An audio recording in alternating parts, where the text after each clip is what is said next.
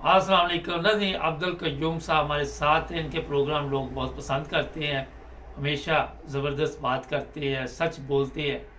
जी sir, अस्सलाम वालेकुम। जी वालेकुम सलाम जी मुबारक साहब।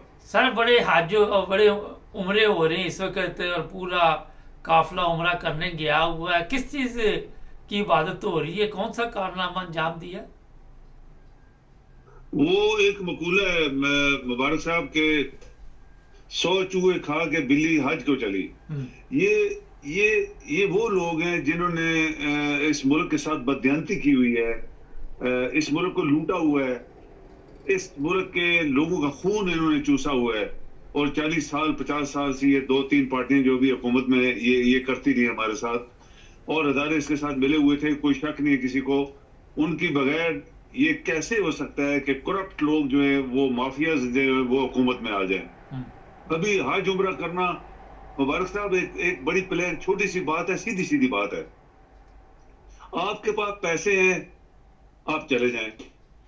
ये जो लोग कहते हैं अल्लाह का बुलावा आएगा, फलां आएगा, ये इसको मैं नहीं मानता। इसलिए कि अल्लाह ताला नीयतों को देखता है। किस नीयत से कोई शख्स मेरे पास आ रहा है, मेरे घर का तवाफ करने के लिए आ रहा है। पहले तो अल्लाह का घर है, इसके बाद आप मदीना शरीफ जाते हैं, लेकिन असल बात तो होती है कि आप अल्लाह के घर जा रहे हैं।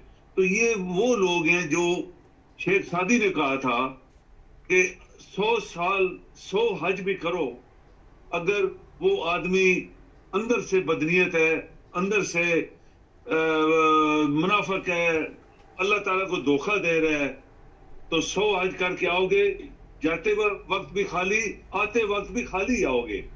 तो ये लोग, ये मुबारक साहब, ये वो लोग हैं जो जाते हुए भी खाली और आते हुए 3 दफा खाली आए हैं। इनको अल्लाह ताला ने कुछ नहीं, हाँ वो पाकिस्तान के वजीर आजम, वो सऊदी अरब वाले भी पकड़ पकड़ के इनको बिठाते हैं। और पतली, एक मैं अल्फाज इस्तेमाल करता हूँ पंजाबी में, पलीत लोगों को अल्लाह के घर के अंदर, पाकिस्तान घर के अंदर लेके जाना, ये बहुत बड़ा जुर्म है इस्लाम के अंदर भी, हर लिहाज से। पाकीज़ा लोग पाकीज़ा घर के अंदर जाएं, नेक नियति से जाएं, हलाल की कमाई से जाएं, हज करें, उम्रे करें, खाएं, अब वो कबूल होता है।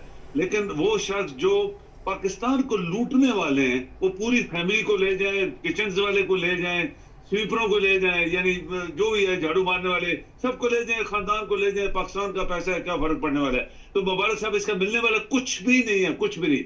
अगर इनको मिलता तो ये पहले 10 साल सऊदी अरब रहे, रोज हज उम्रे करते थे, इनको क्या मिला था? फिर कुछ मिला था? कोई आसमान से सोना चांदी गिरा था? बिल्कुल नहीं। ये वो मनहूस लोग हैं जो हमारे ऊपर अजाब के तौर पे नाजिल किए गए बार बार, चूंकि ये कौम, पाकिस्तानी कौम, मेरे ख्याल में है इस काबिल। सर, ये बताइए, जो एक बड़ा इस वक्त सवाल उठ रहा है कि नवाज शरीफ नहीं गया साथ, आप के ख्याल में क्या मामला हुआ? नवाज शरीफ देखिए, उसके साथ तो इन्होंने पहले वो जहाज भेज के मंगवाए थे ना, एक फाइनेंस मिनिस्टर जो कि करप्ट तरीन इंसान था, उसको पाकिस्तान का जहाज, उसका खर्चा आप कभी ढूंढे, करोड़ों रुपए लगे, एक बंदा करप्ट लेके वापस आए, पाकिस्तान के मुकद्दर बदले। क्या हुआ था? कुछ भी नहीं, उल्टा पाकिस्तान और मुसीबत में फंसा। नवाज शरीफ को ले आओ, ले आओ, ले आओ, ले आओ, आसमान से चांदी सोना गिरने वाला, ये जो रात आ जाएंगे। ये वही आदमी है जिसने खरबूर पे पाकिस्तान के खाए हुए, छुपा हुआ था, चोर था, पूरे क्रिमिनल आदमी है। तो उसको बुला के वजीर आजम के ख्वाब इन्होंने दिखाए थे। किसने दिखाए थे? जो लोग आज, जिन लोगों ने इनको बैठाया हुआ है, उसको इसको भी ख्वाब दिखाए होंगे। तो इलेक्शन में देखें मुबारक साहब, ये जो अंदर जमीर होता है ना, जमीर, ये कुछ भी हो जाए, ये अंदर से तो मारता है ना, टक्कर मारता है, जमीर झंझोड़ता है। तुम झूठे हो, तुम फ्रॉडी हो, तुम लानती हो, तुमने मुल्क के साथ जुल्म किया, तुमने लोगों के साथ, वो अंदर से जो इसको झंझोड़ आई है कि इलेक्शन तो मैं जीता नहीं हूं, इलेक्शन तो ना पीपल पार्टी जीती है, ना मुस्लिम लीग नून जीती है, इलेक्शन तो पीटीआई वाले जीते हुए। तो किस मुंह से ये वजीर आजम बनता? फिर इसका जो मदारी भाई है, ये मदारी, वो जरदारी मदारी, तेरे पेट से पैसे निकालेंगे, इसने एक बका था किसी जमाने में लाहौर की सड़क के ऊपर, ये वो मदारी जो है उसको आगे कर दिया। वो मदारी की शक्ल देखो, उसके चेहरा देखो, तो आदमी सोचता है कि इसके ऊपर अल्लाह की लानत बरस रही है और रात दिन बरस रही है। अभी शर्म के मारे, मुबारक साहब, ये शर्म के मारे, किस शर्म से जाता वहां मक्का शरीफ में? یا دوسرے بھی گئے ہیں تو کس شرم سے گئے ہیں؟ اپنے اعمال دیکھیں پہلے، تو پھر پیسے کے زور پہ، وہی بات ہے پیسے کے زور کے، پیسہ ہے تو آپ مکے میں 100 حج کریں، 20,000 عمرے کریں، لیکن وہاں سے ملنے والا کچھ نہیں ہے۔ سر یہ بتائیے، یہ بھی پتہ چلا ہے کہ یہ پوری فیملی ایک جو ہے جس میں چیف آف آرمی سٹاف ہے، اس کی یہ بانجی ہے، کوئی سالہ ہے، کوئی کچھ ہے، انہوں نے قبضہ کر لیا ملک پہ، اب یہ آزاد نہیں کرنے والے۔ اور جو سب سے اہم سوال ہے کہ عمران خان اور اس کی بیوی کو یہ راستے سے ہٹانے کے لیے پروگرام بنا چکے ہیں، کیا کامیاب ہوں گے جی؟ نہیں ہوں گے مبارک صاحب، جو مرضی کر لیں، یہ آپ کا سوال 200% صحیح ہے جو آپ نے سوال کیا ہے، لیکن وہ کبھی نہیں کر پائیں گے، اس لیے کہ یہ اپنے آپ کو بچانے کے لیے سب کچھ کر رہے ہیں۔ ابھی دیکھیں نا، ایک جرنلسٹ کو چیف منسٹر بنوایا، پھر منسٹر انٹیریئر بنوایا، اور بلکہ کچھ اخباروں میں یہ لکھا تھا اس کو اصل میں اس کو پرائم منسٹر بنانا چاہ رہا ہے چیف آف آرمی اسٹاف۔ کبھی نہیں ہونے والا۔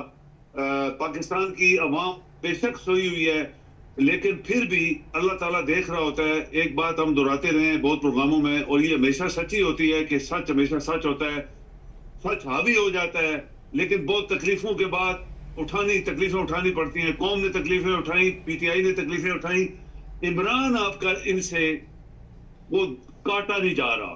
عمران کے جو اندر اس کے ایک عزم ہے، اس کو یہ گرا نہیں سکے، جس کی وجہ سے یہ کامیاب نہیں ہو رہے۔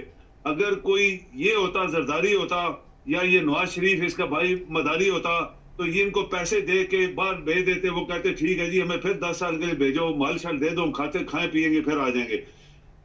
سب سے جو بڑی بات ہے مبارک صاحب کہ عمران کچھ بھی ہے، لیکن اس نے ایک عزم جو بنایا ہوا ہے کہ اس قوم کو میں نے آزاد کروانا ہے ان مافیا سے، لٹیروں سے، حرام خوروں سے، وہ اس کو توڑ نہیں سکے، اور جس کی وجہ سے یہ کامیاب نہیں ہو رہے، اور پھر یہ بات ہے یہ کبھی بھی کامیاب نہیں ہوں گے۔ سر یہ بتائیے کہ پی ٹی آئی کے لوگوں کے اوپر آج بھی مقدمات ہیں اور ان کو چھوڑا نہیں جا رہا، کبھی کسی عدالت میں، کبھی کسی صنم جوید ہے، اور بھی یاسمین راشد، اور وہ اپنا کیا نام چیمہ صاحب ہیں جو گورنر رہے ہیں پہلے، تو کیا کہاں تک یہ جائیں گے؟ ابھی ان کو کب تک ظلم کا نشانہ بناتے رہیں گے؟ یہ ایسے ہی ہے۔ دیکھیں ضیاء الحق نے جب مارشل لا لگایا تھا تو بھٹو کرمنل تھا، اس نے قتل کرایا ہوا تھا، یہ کوئی کسی کو شک بھی نہیں ہونا چاہیے۔